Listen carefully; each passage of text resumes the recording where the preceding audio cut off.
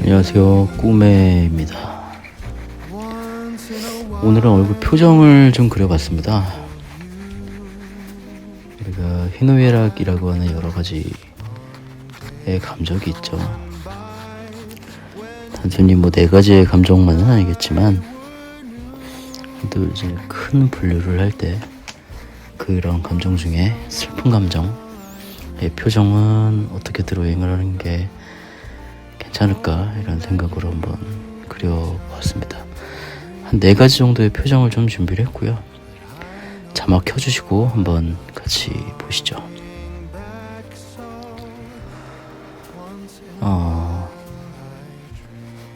일본 애니메이션처럼 예쁜 눈물 뭐 포즈 이런 것보다는 조금 더 그냥 현실적인 느낌, 그런 느낌의 표정과 눈물 또 감정을 한번 그려보려고 생각을 했습니다.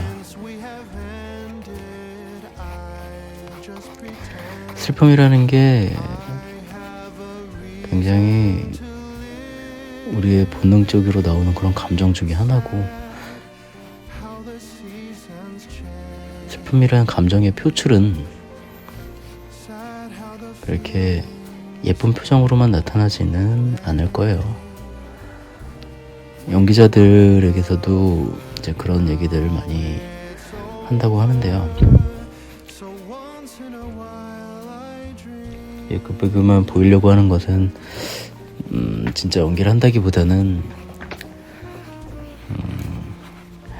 조금은 자신의 어떤 상품성을 위한 그런 연기처럼 비춰질 수 있을 것 같습니다.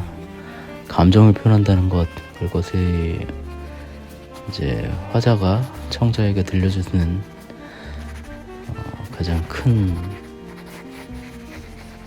목적이죠. 어떤 감정과 순수한 감정 표현에 대한 것을 그림으로도 마찬가지라고 생각합니다.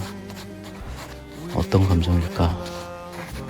사람이 어떤 심리적인 상태일까? 이런 부분들을 한번 들어보는 것도 좋은 연습이 될 것 같습니다. 너무 예쁘게만 그리려고 하지 말고요. 그렇게 그리는 것도 좋죠.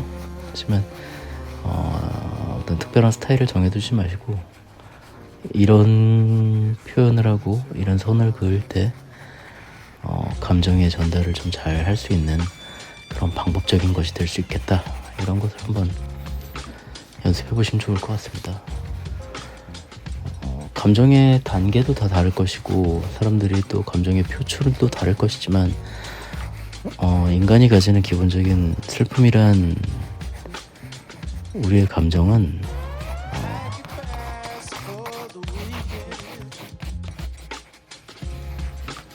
얼굴 근육을 씀에 있어서 조금 수축되는 느낌을 많이 갖는다는 생각이 들어요. 양 눈썹 사이의 미간도 이제 내천자, 이제 세 줄이라고 보통 얘기하는 내천자로 좀 이렇게 주름도 좀 생기고요. 그렇게 하게 된다면 눈썹이 가운데 모여있는 눈썹 가운데 쪽이 조금 상승하고 팔자 눈썹이라고 하죠. 그런 식으로 좀 가는 경우도 많이 있고요. 또 눈물, 또 콧잔등에 있는 주름도 많이 생길 것이고, 콧잔등이 당겨지면은 그만큼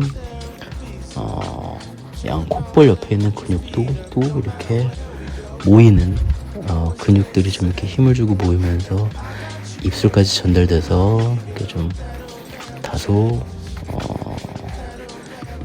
좀 찌그러져 있는다는 표현이 맞을까요? 그런 근육들이 연쇄적으로 이렇게 그런 수축처럼 작용을 할 거예요.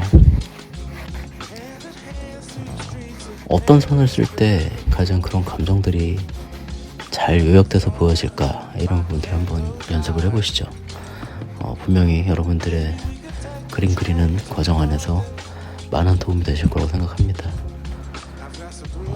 저도 문득 이제 슬픈 감정을 한번 그려보자 이런 생각이 들었고, 나중에 또 다음 영상에서는 또 웃는 얼굴들, 또 화가 난 얼굴들, 또 얼굴의 각도에 따른 어떤 감정의 표현, 이런 부분들을 한번 많이 작업을 해보려고 준비를 생각을 하고 있습니다.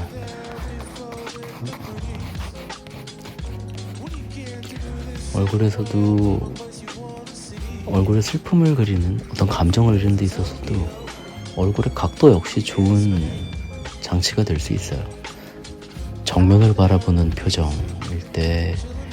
때는 어떤 표현이 좋을까? 또 가장 강한 표현을 할 때는 아래서 좀 바라보는 그런 표현은 어떨까? 이런 생각도 한번 유념해 보시면서 하면 작업해 보시면 좋을 것 같습니다.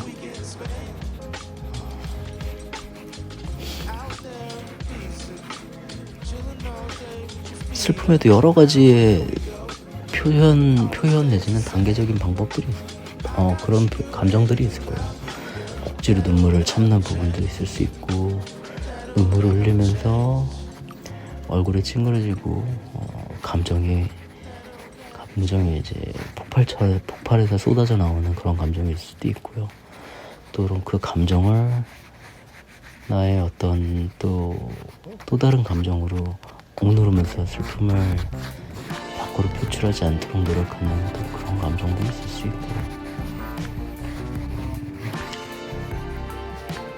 많은 자료와 사진들을 한번 검색도 해보시고 찾아보시고, 또 거울 보고서도 또 한번 연습도 해보시고, 이런 부분 하나하나가 여러분들 작업하시는데 많은 도움이 되시고 실력을 늘리는데 많은 연구가 되실 거라고 생각합니다.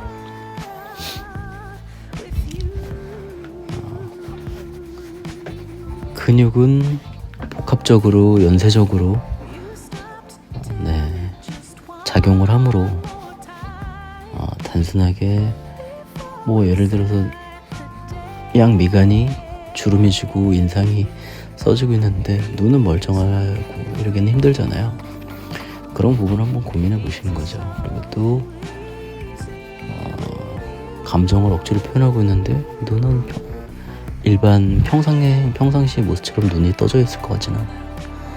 그런 부분을 고려해 보시면서 이럴 때는 눈이 좀 어느 정도 이렇게 조금 감기듯이 표현할까, 입에 눈물이 차오면서 입이 양쪽으로 좀 벌어지고 할 때는 턱은 어느 정도로 또 열릴까, 이런 부분들 고민해 보시면은 여기는 이렇게 그려야 되겠네, 또 이쪽은 이렇게 그려야 되겠네, 이런 부분들을 생각해 보실 수 있다라는 거죠.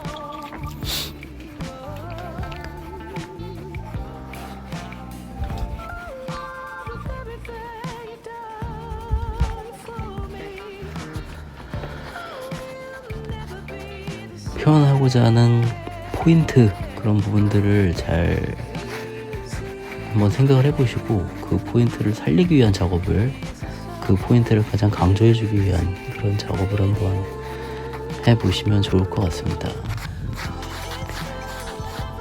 말씀드렸던 그런 부분이죠. 눈물을 억지로 참고 있는 그런 사람이다. 또 큰 감정이 없는 것 같지만 멍하게 눈물이 흘러내리는 또 그런 사람이다. 또 감정이 너무 크고 이런 감정의 고통이 너무 커서 울부짖고 절규하듯이 소리를 지르며 눈물을 흘리는 그런 무너지고 있는 표정이다.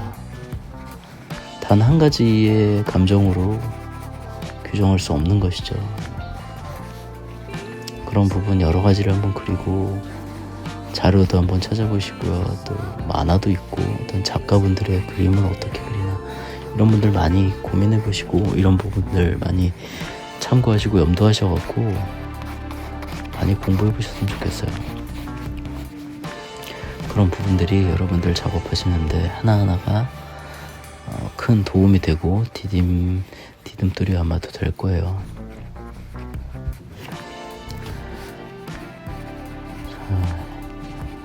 머리카락 한 올 한 올도 그런 장치가 될 수 있습니다. 눈물을 흘리고 슬픔을 표현할 때는 단순히 얼굴만이 아니잖아요. 몸의 액션, 어떤 제스처, 이런 것들이 있기 때문에 그에 따라 모든 것이 따라 움직이겠죠. 머리카락이 흐트러질 수도 있고, 네, 어깨가 슬픔에 또 떨릴 수도 있고요. 손이 또 따라 올라오면서 내 얼굴을 감싸줄 수도 있고요. 이런 많은 부분들 한번 고민해 보시자는 거죠. 그러면은 여러분들 작업하시는데 많은 실력 향상이 될 것입니다. 다음에 또 여러 가지 한번 얼굴 표정을 가지고 한번 찾아뵙겠습니다. 시청해주셔서 감사합니다. 꿈매였습니다. 바이바이.